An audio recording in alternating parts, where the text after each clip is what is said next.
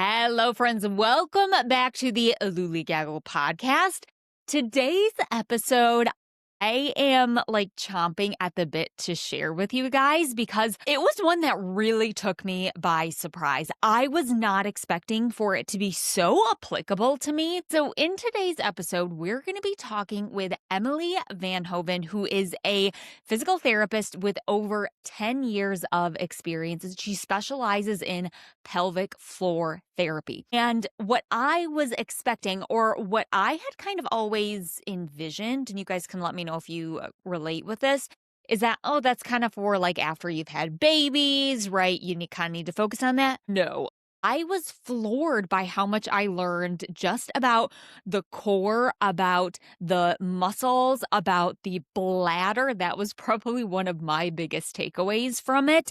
And it was just such an enlightening episode. So I'm so excited to share this with you guys. I hope that you will learn something. Honestly, whether you have kids who are struggling with potty training or wetting the bed or incontinence or constipation, whether you are planning to have a child one day or hoping to have a child one day, whether you are just wanting to help, okay, how do I just allow myself to not have to pee so often? Or what do I do in my elder years? There's something for everyone in this episode. So just sit back and enjoy this episode. Here's our conversation with Emilee. Emilee, I am so excited to have this conversation with you. Can you give us an overview of what exactly pelvic floor therapy is? If someone is not familiar with it, what is the pelvic floor? Why is it important? The pelvic floor is the hammock of muscles that lines the bottom opening of the pelvis. It's geared at optimizing function of those muscles. The functions of those muscles can be remembered by the 5 S's. The first is sphincteric, which is just like a fancy word for closure. So anytime you have a muscle in the body that goes around an opening, it's called a sphincter. Holding back urine, holding back stool, holding back gas. And then stability, it provides a significant role in our core stability, in our posture. It plays a role in sexual function, relaxing to allow for vaginal penetration, getting blood flow where we want it to be, when we want it to be there. It plays a role in actually moving fluid throughout our body. So we call that the pump function. And then support. It's supporting everything that's housed within our pelvis. I usually joke as I'm going through this with patients, we often don't pay very much attention to it until it's not doing something we were very used to it doing. Oftentimes people's kind of intro into pelvic floor PT. I also like to emphasize that I think it can be so easy to get really kind of zoomed in on the pelvic floor muscles, just that one system within the pelvis. But really, it's part of a much greater system. It's a part of our core system that functions like a canister. So we have the diaphragm on the top, the pelvic floor on the bottom, and then our abdominal muscles, some of our deep back muscles are the sidewalls of that canister. Our hips play into the pelvic floor significantly. And then if you're really getting out there, which isn't even that out there, but kind of getting out and away from the pelvic floor, there's a significant connection between the jaw and the pelvic floor. We know that TMJ and a tight pelvic floor are dear pals, whether we want them to be or not. The foot and the pelvic floor. And so it really is kind of just such a sweeping effect throughout the body and such a sweeping effect throughout our lives. This is bananas. It is. Yes. My visual is right spot on. So, and even as you were explaining this, it's a hammock, and I'm that's holding a lot of stuff down there. Important stuff probably too. We should probably be making that a priority. So then pelvic floor therapy would then be focusing on strengthening that? Not always. I think that's probably one of the most common misconceptions, is that if someone has a problem with their pelvic floor, that problem is related to weakness of that system. And really, more often than not, I would say it's actually rooted in tightness or overactivity of those muscles. And so just like any other muscle in the body, you think about how your upper shoulders feel at the end of a work day or something like that. The pelvic floor muscles can do the same thing. And for women in particular, it tends to be an area where we house stress, where we house trauma, be it, I don't know if you use the verbiage of like, be it little t trauma, be it big T trauma. Our pelvis just holds a lot of that for us. And so it is actually more common that I am trying to teach people how to do less with their pelvic floor than I am trying to teach them to do more. And even when it's a symptom that you would think, surely this is related to pelvic floor weakness, like you're peeing your pants. That has to be because your pelvic floor is weak. Oftentimes, it's because it's tight, and a tight muscle is not a muscle that functions well. And so if the muscle's already tight when you sneeze, when your pelvic floor is like, oh, sneeze coming, like gotta contract, you're already here, you know? And so the muscle's like, I don't really have a lot to give at this point. And it's also not uncommon to have a portion of the pelvic floor that's tight and a portion that's weak. And we need the system all doing the same thing. The goal is to bring things back to homeostasis and optimal function. So if it's too tight, we want to like train it down. If it's too weak, we want to train it up. And oftentimes, there's so much going on at once that's kind of related to all those different areas of the body we talked about being connected and things like that. So complex, which is part of why I like the job a lot. I love that. So what's coming to mind for me is I feel like, you know how everyone talks about like the gut brain axis and like your gut is like, it's like the pelvic floor is like that in muscular like terms. Oh my gosh. It's love that wild. analogy. Yes. Oh It my feels a goodness. little Okay. like the, I don't know, space or the wild, wild west. There's just like so much unexplored about it. You recognize, wow, there's actually so much we still don't know about this. And I feel Oh like my that about the gosh. pelvic floor, even as a clinician, because we know there's such a gap in research in women's Mhm. health. And a lot of times pelvic floor is really linked to women's health. And so there is such a paucity of research in this area. Exciting. Love Yeah. this. Okay, so now let's go through some of the kind of like life cycle. And you put this in there kind of like the pediatrics and children. Can you talk to us kind of just about like that space? Yes. So we need to start there because if there is a parent listening to this podcast that has a kid who is having toileting issues, they are in the trenches and they need to know that like there is a professional to help them. And so for kids, a lot of times it is related to bowel and bladder dysfunction. Sometimes that can occur concurrently with other systemic issues going on with the body or other disorders. And sometimes it can just be in isolation. You know, things we hear about often, kids who are constipated, kids who are having trouble potty training because they're constipated, maybe kids who are still wetting the bed later into life. And so all of those things can be helped by a pelvic floor therapist. So if you're a parent listening, take a deep breath and know there is someone out there to be your expert and to help guide you through that because it can feel so overwhelming. Okay, so then we move on to kind of like the, I don't know if you want to lump these together, like young adult slash pre-pregnancy. So with this, why does pelvic floor therapy matter to this person? What are common issues? Any tips for that? You know, I always like to think of like the role of pelvic floor PT throughout the lifespan as almost like kind of anchored to some of those significant transition points as a female. So I think if we're Mhm. talking adolescence, like onset of menstruation is a great time to identify what might we figure out about the pelvic floor there and what might you need to know to optimize function. One of the biggest things that I will actually see as a primary diagnosis sometimes in adolescent girls, or I will hear about it later, like I'm seeing them maybe after having a baby and they're having pain with sex. And when I track back, like, oh, have you always had pain with sex? They're like, yeah, I actually have even before having a baby. And then I say, okay, how about, were you ever able to use a tampon? They'd be like, oh, no, I never used a tampon, only used Mhm. pads. And so we can sometimes see that if our eyes are open to it, we can actually start to pick up pelvic floor dysfunction and specifically overactivity early in life. I also think that pelvic floor PT can just play such a great role in that age range because, my gosh, you're just like learning how to take care of yourself, right?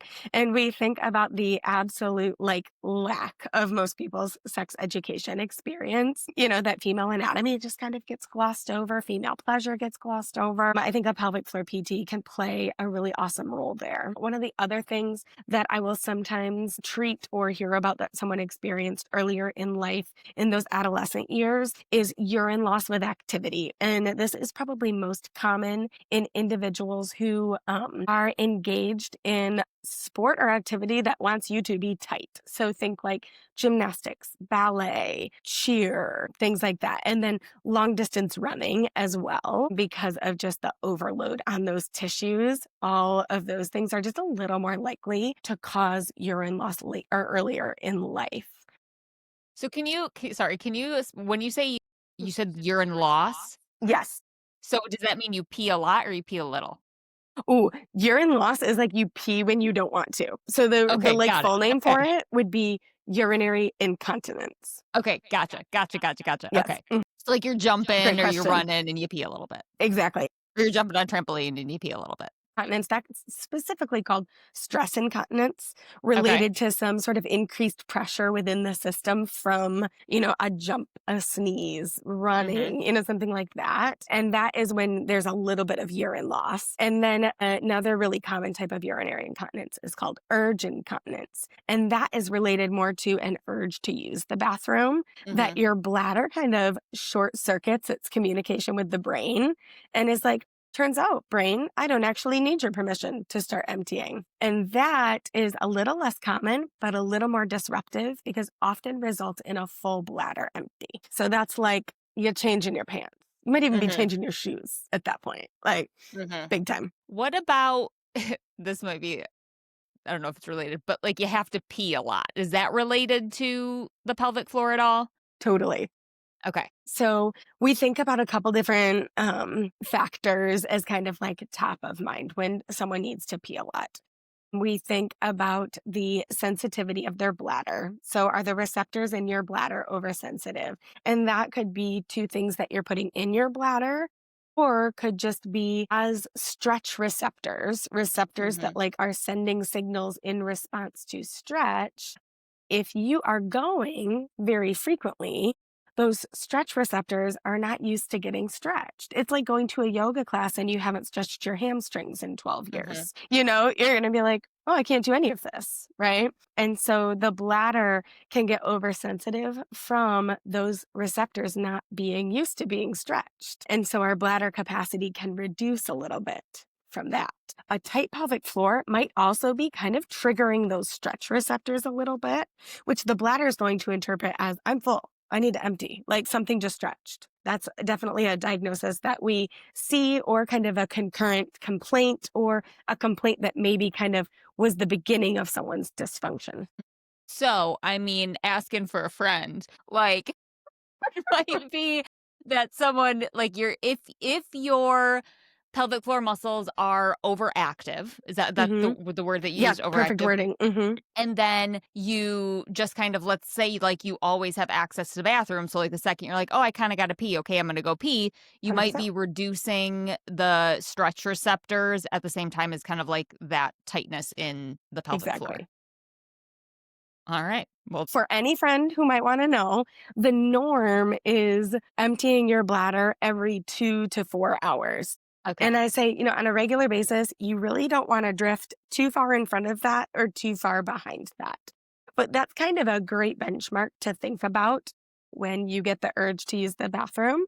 Kind of ask yourself like, oh, when's the last time I went? And you're like, oh, it's when I got up, and I got up at 6 and it's, 8:30. So you're like 2.5 hours. Oh, and I had a cup of coffee in there. Yeah, I probably do have to go to the bathroom versus, I'll have a lot of patients that they'll walk in and use the bathroom before a visit. And then when they go to leave, they'll go to use the bathroom again. And I'm like, oh, check in. Do you really need to go right now? But I've also maybe just had my fingers in their vagina doing treatment. So I'm like, you pee if you want to. That's on you. Free pass from me. But like, just Too funny. I'm gonna ask you another random question while we're on Yeah, it. I love it. Are the nervous peas a thing? And does that have to do Totally. with stress now that I'm kind of thinking through this tension in the pelvic floor? I know you mentioned like that's where a lot of people kind of like can hold stress and tension. Yes, there's a relationship there, and there's a relationship to the fight or flight portion of our nervous Mm. system. Hmm. We get nervous, we kind of trigger that fight or flight response, and your body's kind of like, I'm not sure if you're about to fight, I'm not sure if you're about to run, but I do think an empty bladder would be advantageous here. And so that is part of what kind of causes that, like, emptying, and then you empty like, before you run a race, you're like, "Okay, I'll just go Mhm. one more time." And you're like, "Okay, oh, okay, just one more time, I think I have time before the start." Mhm. Anything else in terms of like young adult slash pre-pregnancy? Yeah, I would say pain with sex.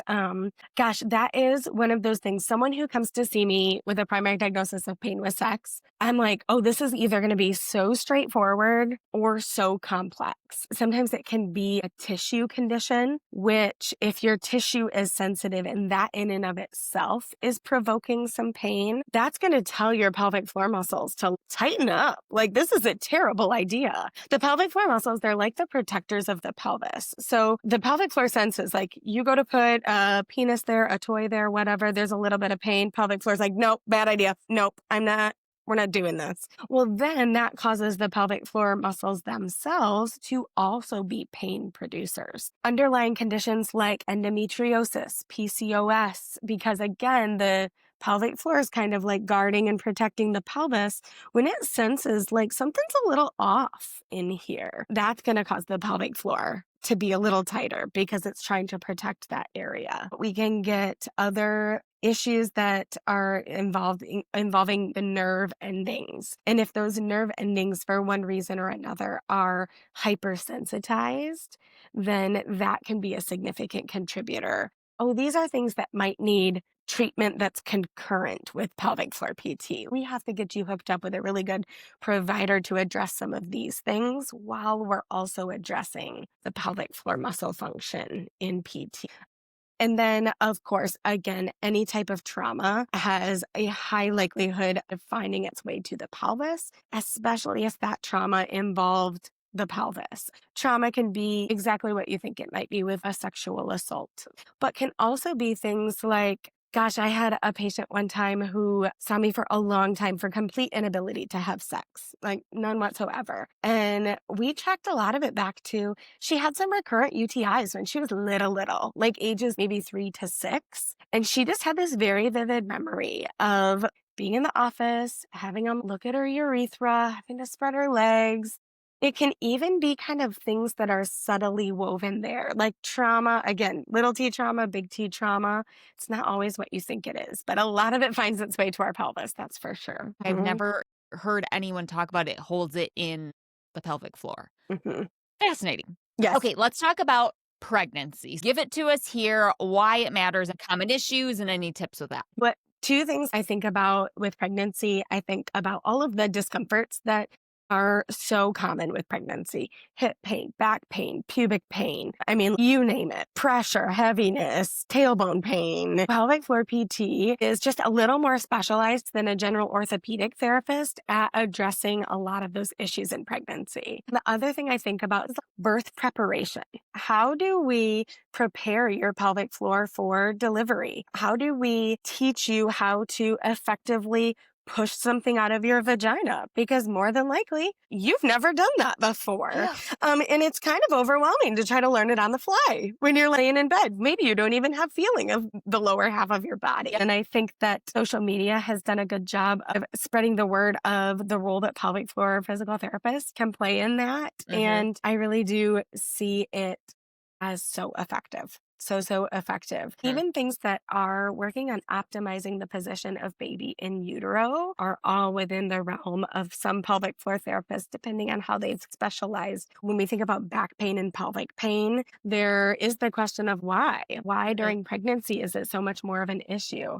Things that come to mind: hormones cause a lot more laxity or looseness of your joints. And so that is one of the things that can play a significant role in pregnancy. So it's like, not only are you growing a human growing a placenta filling with amniotic fluid, your uterus is expanding, and all at the same time, the skeletal system are asking to support all that. So it's like a huge load to put on the body over 9 months. What is often good about it, though, is you hear, well, it's just hormones. That kind of makes you think, well, there's nothing I can do about it then. Mhm. And that's not the case. When you're working with someone who's an expert in the body and the musculoskeletal system, they're going to be able to say, okay, I like to look at things as like, what are our controllables? What are our non controllables in this situation? Let's identify some of the controllables. Let's identify how you spend your days, how you lift your kids, that you actually have a lot of muscle weakness in this one area, or you actually have a lot of tissue restriction around your uterus. Like, no wonder your back hurts. Your uterus is yanking at it as it grows. And so there are so many controllable factors that are able to be addressed in PT. Interesting. So back pain, can that be for anyone who even isn't pregnant? Can back pain be related to the pelvic floor? Okay. Yes, that makes sense. Now, what about after pregnancy? Let's kind of, okay. So you went through that, you had the baby, common things Yes. that happen there, tips, anything. We just think about like, man, so not only did your body grow and change over the course of 9 months, then the baby comes out one way or another. And that is whether it goes really well or really doesn't go well, that is a significant trauma to the tissue. And that's whether baby exits vaginally, baby exits through the abdomen. It's like a big cherry on top of your Mhm. body having done a lot for 9 months. One of the common misconceptions is that I pushed a baby out of there, so my pelvic floor is stretched out and weak. More often than not, it's probably tight. Because all those muscles, I like to say, they either like give up after that, they're just like, whoa, and they kind of turn off, or they're like, what was that?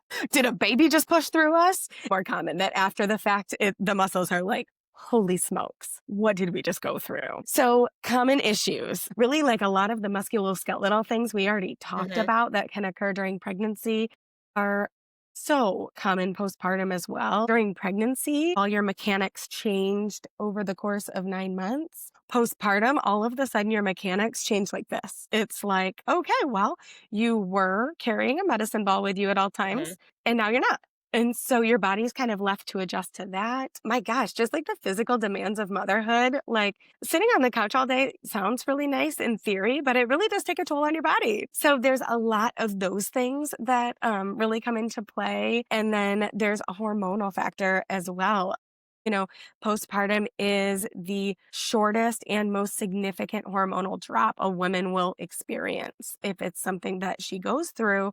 And that significant drop in estrogen that's experienced after delivery, our whole body loves estrogen. There's actually some really great new research out there about the role of estrogen in the musculoskeletal system as it relates to menopause. And I read this article because I do see people in that age range too. But my brain immediately went to this is postpartum. This is what women are dealing with, these random aches and pains, more sensitivity to inflammation. It basically makes all your like normal aches and pains that you might have feel worse. It's just like, Like, oh, joy. Plus, you have a kid to take care of. Maybe you're not getting any sleep. So good luck with all of that. now what about, I feel like one thing that I've heard some friends say lately is that after I've had a baby, like I can't do jumping or anything like that. What would you what is there, I guess, is that something that like pelvic floor therapy can help with? Is that something that I think a lot of people just kind of chalk up to, I pushed a baby out of there, so it is what it is, no jumping jacks for me or anything like that? Yes. So much of it falls within the factors that are controllable. So it's optimizing pelvic floor function. It's changing your mechanics. Again, so much of it is actually related to the like shift of your body that occurs as you accommodate. Like, oh, the medicine ball's growing in the front, so I need to like lean back to counterbalance this a little bit. That really changes the alignment of that canister system that we talked about. And it really can have an effect on the pelvic floor. So much of it is helping women get back out of those positions. And even if you're not in that position all the time, like fatigue yourself with like double unders and you'll probably be back in that position if you kind of lose that endurance. And so, yes, urine loss, urinary incontinence, is another really common one. I would say probably 75% of women are going to experience some type of urine loss within those first 2 weeks postpartum. Pay attention to it, but also don't worry about it. Your nerves just went through so much. It is something that just is very common in most women. It's common, it's not normal for it to hang around. And so So let's say that's a it's like big, years down the line. we're going to fix this. More often than not, we are going to fix this. You're going to be Okay. significantly better, if not 100% symptom free. Opening my brain here. One of the other big diagnoses that you'll see on social media or otherwise that women will have concern about is something called diastasis rectus Mm-hmm. abdominis. And that's the natural abdominal separation that occurs during pregnancy at the tissue that kind of lines between the two halves of the abdominal wall. And so I think it's, the pendulum's kind of swung a little bit for a while. There was just like a lot of fear around Mm-hmm. that. And I think we're starting to really swing back toward like, no, it's not something that we need to be scared of Mm-hmm. because, truth be told, 90% of women are going I to was gonna say, I experience feel like during most pregnancy. people, yeah. Yes, like the 10% are probably people who have just like insanely long torsos. So baby Mm-hmm. kind of went up and down versus went out. Mm-hmm. So it's not something to be scared about. It's just something to be intentional about afterward because there's really a range based on a lot of uncontrollable factors like your genetics. Mm-hmm. Like some people, it just resolves afterward. And some people, it is plaguing them years down the line. Mm-hmm. Working with someone who's knowledgeable about it and being intentional about that healing, if you're doing that, you're doing the right thing. There's nothing to be scared of. I do always like to put a plug here. I feel like there are a lot of fitness professionals that, like, once they've had a baby, they're like, oh, I'm going to tell other people how to do this. And there are some fitness professionals out there that are so knowledgeable. And there are a lot of others that I'm like, well, just because you had a baby and you Mm-hmm. recovered from having a baby does not mean you should be telling everyone how to recover from having a baby. So Mm-hmm. if you're looking for like an online program or something like that, you're really safest to look for a program that is either designed by a pelvic floor PT or the like a lot of the good ones from fitness professionals who are knowledgeable Mm-hmm. are still they're like informed by a pelvic floor Mm-hmm. PT. So So that's what look you for want to those look for. credentials. Yeah, if you're doing something at home. Last thing postpartum, probably one of the most common things too, is pain with sex. One would think you've pushed a baby out of there. Is there even contact with the vaginal walls to have pain anymore?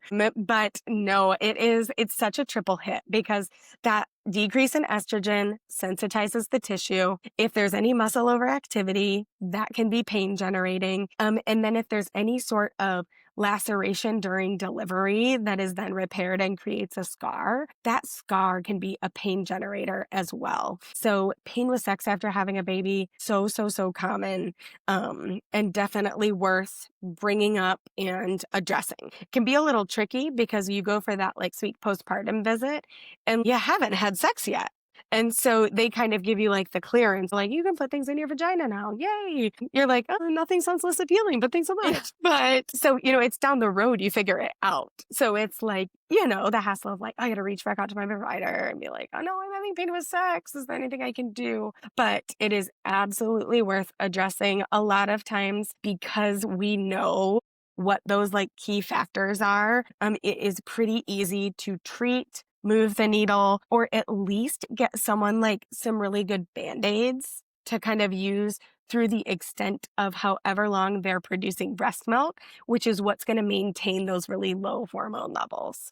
Okay. Oh my gosh. Okay. Makes sense. Okay. Perimenopause/menopause. Any changes there? Yeah, again, it's so much of what we already talked about with pregnancy. It's just such a significant hormonal shift and it's impacting our skin, our connective tissue, our muscles. And those are the three things that make up the vulva and the pelvic floor. So again, it's primed for the impact. So common issues, again, pain with sex, I would say is probably one of the biggest ones. And it can be a little bit of like, where the heck did this come from? Because you may have gone your whole life. And you're like, I love sex. I have great sex life. I have no pain whatsoever. And then all of a sudden, perimenopause, menopause hits. And you're like, what in the world is this? What could this mean? Mm-hmm. And urge incontinence that we talked about a little bit earlier. Mm-hmm. Any type of incontinence can kind of rear up in the perimenopause, menopause period. But urge incontinence, especially, because, again, the lining of the bladder loves estrogen. It starts to go away. The bladder's like, I'm playing by my own rules now. I will do what I want. Try to stop me. And you can't. It is such, urge incontinence is such a like communication with the brain and bladder. You're like, trust me, I'm trying. And the bladder's like, good luck. And you have to be so intentional, and it's so not intuitive about how you fix it. And so that's a big one that pops up too. And again, that one's just, it's so impactful for people's lives, because those are the people that are like, yeah, I know where a bathroom is in literally every store I go to. The one in the front, the one in the back. Do you know about the secret one by the pharmacy? They're like, I will tell you, because they've completely wet their pants in public before. Oh, So those are the two top diagnoses that come to mind there. and that's all mostly from that kind of like hormonal shift that you Yes. mentioned. And the subsequent impact on the musculoskeletal system and all your tissues. Gotcha. Yeah. Okay. And then what about more of the elderly years? Yeah, I would say elderly years, it's like anything you've been sitting on, it's about to get worse. You're just like, you've had a little bit of urine loss your whole life. The more that those hormones decline, the more symptomatic that's about to be. And the other thing that always comes to mind is that a lot of times there's an unfortunate functional decline that comes with the elderly years. So it's like, you had trouble getting to the bathroom when you could walk unassisted and kind of quickly.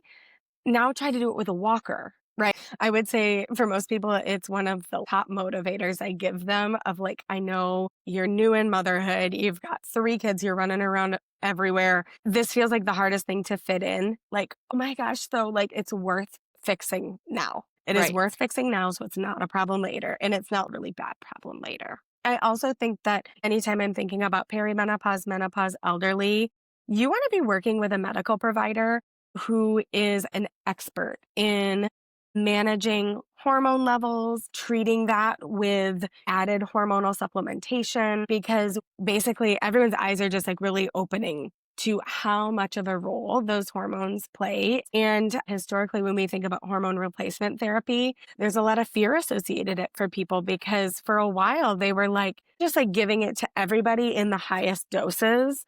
Now providers are doing a much better job of saying, kind of towing the line of what are the risks and the benefits here, because we know there's even more benefit to replacing all those hormones. And when you work with a provider that's their bread and butter, not like your PCP, that person is going to be able to empower you with the education to make a good decision about the risks and the benefits for your personal history. Fascinating. My biggest takeaway is that pelvic floor therapy is so much more than just like yoga. It's not just this postpartum, take care of yourself. There's just so much more important than I feel like it gets credit for. Atlanta. Yeah. What about the men? Yes. Absolutely can have pelvic floor dysfunction. The pelvic floor can play a significant role in like really common things like erectile dysfunction. Men's pelvic floors are a little less vulnerable for the reason that the anatomy is exactly the same. They just don't have a big vaginal opening in the middle of all of it. And so it's less vulnerable. And their hormones, whereas are like, a roller coaster. So not often is problematic for men, but absolutely a possibility. Again, some of those really common things like erectile dysfunction or scrotal pain. I always joke. I'm like, there's like some certain treatments. I shouldn't even say this because I don't want to scare anyone from coming, but there are certain treatments that I just give a little more pause to before introducing as an option to people. And I'm like, men would just simply never say yes to this, even though there's so much benefit to it. It involves needles by your asshole. Some people don't need that. But again, it's a certain person who I'm like, actually I think would be super, super helpful. I know you don't want it. What is one myth or misconception that you hear constantly? This idea that pelvic floor dysfunction is rooted in weakness, and that couldn't be further from the truth. And then what about one easy tip everyone can do at home today to take care of their pelvic floor? I'm going to give 2. Okay, I'll for it. 2 things that I think about most often that are just easy day-to-day things. Do not spend your life sucking in your belly. I think women especially are so guilty of that. Our abdominal muscles and our pelvic floor muscles are good friends. So if you're sucking in your belly, you're actually also sucking in your pelvic floor all day. And that's going to that's like walking around like this all day. Like imagine how you're going to feel at the end of a day.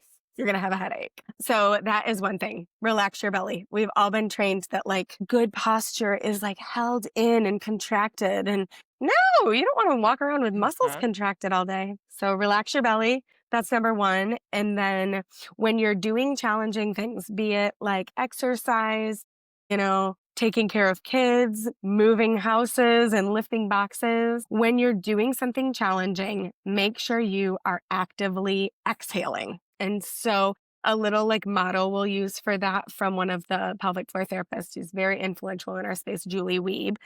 It's blow before you go. And so make sure you are exhaling and you're not holding your breath when you go to do something challenging. Thank you so much. This is You're so so, welcome. so enlightening. Don't overcomplicate it. If you've got something going on, find a good therapist. Mhm. Some questions that a lot of people have are like, well, is pelvic floor PT covered by my insurance? Mhm. Things like that. It really falls under the same umbrella as normal PT. Don't let that be something that holds you back. One of the questions is, do I need a referral? That depends on your insurance. Most of us, our primary care providers or our OBGYNs are easily accessible. Oh, yeah. Send a message that says, hey, I've had this going on for this amount of time. I think pelvic floor PT might be something I want to try. Can you put in a referral? It's usually as simple as that. So don't overcomplicate it, and things that are beneficial for everybody, every pelvic floor, breath work, making sure we're breathing properly and we're breathing at all. Mhm. Strength training, because the pelvic floor has so many connections to so many other areas of the body. Just your run of the mill strength training gives so much overflow to your pelvic floor. So don't overcomplicate it. Thank you so much. I hope everyone listening is encouraged to take care of their pelvic floors. Thank Me you so too. much. Thanks for having me. I hope you guys enjoyed that conversation as much as I enjoyed having it. And I hope you got some takeaways that maybe you didn't expect. Like I said, this was an episode that really took me by surprise. If you loved this episode or any of our other ones, be sure to follow the Looli Gaggle podcast wherever you get your podcasts. Apple, Spotify. If you're watching on YouTube, be sure to subscribe to the channel. And if you didn't know, our episodes are also available via YouTube, so you can watch the convo if that is your preference. And we would really, really love if you shared this episode with someone else who you think might like it or get something from or enjoy it. Where spreading the word is the best gift that you could give us here at Looli. It really does help us to reach more people with this information, and it helps this podcast to grow so that we can continue to give you more and better guests as we go. Thank you so much for joining us for another episode of the Looli Gaggle podcast, and we will see you in the next one. See you later.